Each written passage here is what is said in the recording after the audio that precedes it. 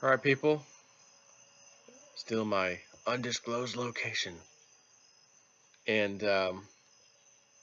can't ever stop doing videos. Interesting news, gotta keep rolling with it. Just because you're kind of on vacation doesn't mean you could just stop at everything. Although it technically could. But like I said, videos would be a little scarce. Now I was out today with my guy Steven. And he took me to a place over and where he's a coin dealer. He's got a coin store. And gold, silver coins, that stuff. His father-in-law and him, they run it. So his father-in-law was running it today while he and I just, went on a little spree around town, showing me some sights and things. Went down to New York City, concrete jungle where dreams are made of, and went down to Times Square. Got a little bit of video footage. Just some things I'll be putting together around the time I get back home. I think just a little collage of videos from start to finish. Just might as well share that stuff. And I did stop on the way up in Jersey and went to the psychic's house that this gal, subscriber of mine, friends with her, suggested. Hey, she's really good. I kind of told you guys the other day she's been using her for like 15 years. And I'm like, oh, well, I mean, it's not anything pressing that I really want to know, but I did have one question that I actually forgot I had. And then as the lady asked me, she goes, you had a question to ask me today. The answer is yes. And I'm thinking, well, I don't remember anything specific. And then I was like, oh, I know what it was. And she told me some interesting things. She picked up on the Trader Boss and Jason at Four Parting Ways. She said that she saw that, which she wouldn't have known that. She's not a subscriber of mine. She doesn't know who I am. So I'm taking notes because I recorded that conversation. Even though I was at her house, I just recorded it so I could go back and take notes to just give you like a little video of what was said and this and that. And this friend of mine, subscriber Jan, had a reading the day before. Hers was over the phone. So she's like, hey, let's compare notes. And she actually came over where I'm at, and we compared some notes and stuff. So it was kind of neat. So I'm going to do a separate video on that. And I don't know that you'll see it today or maybe the next day or whatever. Probably the next day. So you'll see this on Wednesday. Maybe Thursday you'll see it. I do believe the White Dove report should be out for everybody Friday. Patreon, most likely Thursday, possibly morning. Quite possibly. It'll probably be about the soonest I can get my hands on it, I think. So, without any other interruptions, let's go on to some news. ZeroHedge.com. U.S. foreclosures rise for the first time in 36 months. Now, you remember the other day I was telling you about this guy? I know a guy. And his friend and his friend's son were throwing prices around for Bitcoin or Litecoin, $21, $38. They thought, we'd see before they start turning around again. And I'd asked him had they made any other prediction like that. Not really, but he said these guys know about like anything financial. These are those guys for the most part, especially real estate. He said they told me in advance about the real estate bubble in 2005. Told me to get out, rent for a while, then buy when the market crashes down. He did. He told me they feel very certain within 2 years, possibly 3, housing crisis 2.0 will be right forefront and center, big time. So I'm not entirely surprised, as recently I've been reading more and more stuff on the housing crisis, again, housing problems. Haven't really heard the word foreclosure, at least in the U.S. anyways, in recent times. You know what I mean? Like, that hadn't been on the radar. Now it is. U.S. foreclosures rise for the first time in 36 months, 3 years. 1 month ago, we discussed why, according to the recent data, the housing market headed for broadest slowdown in years, article that they put out. Fast forward to today, when we received the latest confirmation that the U.S. housing market appears to have recently hit a downward inflection point. According to the just released July 2018 U.S. foreclosure market report released by Atom Data Solutions, foreclosure starts in July increased Not huge, but increased 1% from a year ago. The first year-over-year increase following 36 consecutive months of decreases. Foreclosures rose from a year ago in 96 of the 219 metropolitan statistical areas, or 44% of the markets analyzed in the report. 33 of those areas posted their third straight monthly increase. Total of 30,187 U.S. properties started the foreclosure process for the first time in July, up 1% from the previous month. And while the increase was less than 1% from a year ago, it marked the first annual increase in exactly 3 years. 21 states posted a year-over-year increase in foreclosure starts in July, including Florida. Florida, up 35%. Whoa. California, up 3%. Texas, 7%. Illinois, 7%. Ohio, 2%. Florida, up 35%. Okay. That's interesting. Pablo, honey, please come to Florida.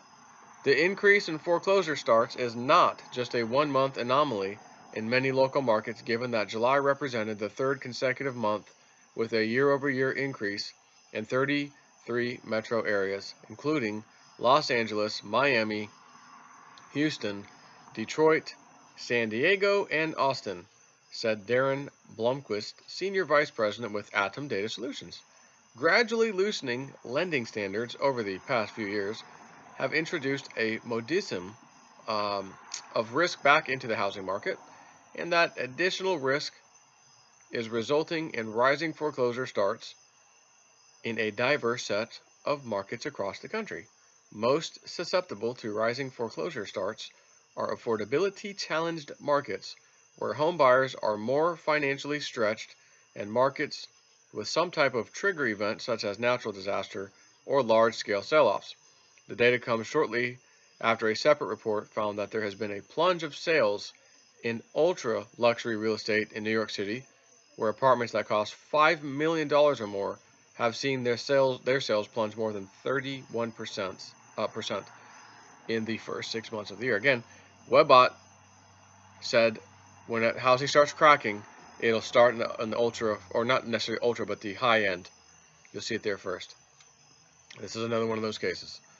The surprising reversal in the U.S. housing sector comes at a time when the U.S. economy is reportedly firing on all four cylinders, with the stock market at all-time highs, and not long after the Department of Commerce revised income and spending data to discover that U.S. households had actually saved twice as much money as previously expected. Which begs the question, is the rise in interest rates a sufficiently adverse development to offset all other favorable trends in the economy, or is something more sinister and unknown taking place in the U.S. economy? As a reminder, it is housing, and not financial markets or stocks, that has traditionally been the most relevant and aspirational asset for the U.S. middle class, and as such is the best indicator of economic prosperity, or lack thereof, for a majority of the U.S. population. And recent trends are anything but optimistic. And again, this guy had said a while back to this other individual, friend of mine, housing market 2.0, bad news coming. We put a little pin on that date time frame. 2 years, possibly 3. Does it mean it could happen soon? 18 months? Sure it could. No one's going to nail it down to the exact time and date, but these guys are good, and they've made very good predictions like that in the past, especially when it came to housing. And they felt 2 to 3 years, what happened in 2005, again, will be here, staring us all in the face again,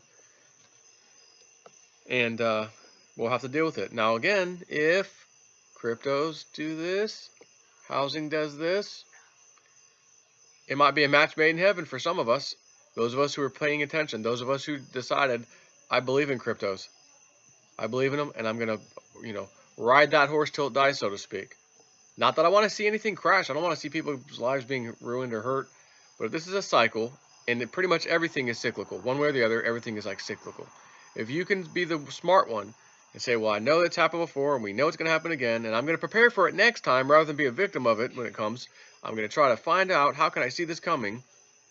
Just turn on YouTube and listen to some of us, and you can figure it out easily.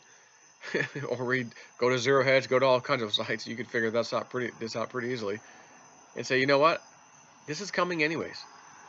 What can I do to prepare for this? Well, your house is going to be affected too. So if the prices are going to go down, prices are going to go down. So me, I think about what my mom said. Joe, you're leaving in 2 years after when you get this house. 2 years, you're done. Well, we're going to be in here next month or September. Roughly, we'll be in this house for a year. That leaves one more year, so that'd be 2020, 2019, then 2020. If my mom's timing's right, anyways. Meaning we'll be out of there. And she didn't say in 2 years. It would be around. But she felt like it would be longer than 2 years. You know, like 2 years, maybe a little less. So I thought, okay, that could be 18 months. It could be 2 years, you know. Which could mean we get through 2019. And somewhere during 2019, like halfway through even, guys, I'm out. See ya. And I'll be able to maybe, you know, that's my other question. Do I rent at that point, like what the smart people do? Is crypto so awesome at that point that it doesn't matter? I don't care. I paid my house off, and I don't care that the market dumps, even though I own a house now that has depreciating value during the next crisis. I don't care because, you know, we're all crypto rich. You know, we're all looking at other things. I don't know. You know, just have to wait and see how that goes. But I'm in the same boat as the rest of us. You know, the rest of you. Housing market goes down, it goes down. Whether you paid off something or not. You know, the only other thing would be to do, okay, pay it off if you want, but sell the thing, take your profit, then go sit somewhere and rent for a while. Do I want to rent for a while? No. My mind's gonna be like, well, no, not really. I want to go find my property. You know, the home, the one we stay at now. And you know, it'd be nice to get it for a little discount. But again, if you got cryptos that have done extremely well, mind-blowing well, let me just tell you where your mind's going to go. Your mind isn't going to care. Oh, housing bubble, market's up, market's down, housing. You're not going to care. You're just going to say, that's our dream house or dream property or whatever. We're going to build a house. We don't care what the price is today. Why? Because you're crypto rich.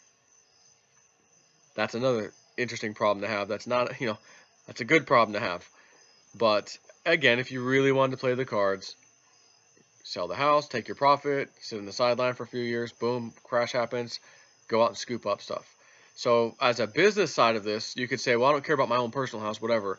But the next crash, I'd like to scoop up a bunch of property, like in a fire sale kind of a thing. Well, again, cryptos go up. You got extra cash all of a sudden, buying up distressed properties, you name it. Bada bing, bada boom. So anyways, little interesting bit of news there that we haven't seen in 3 years. And here it is. So that is that. Take care.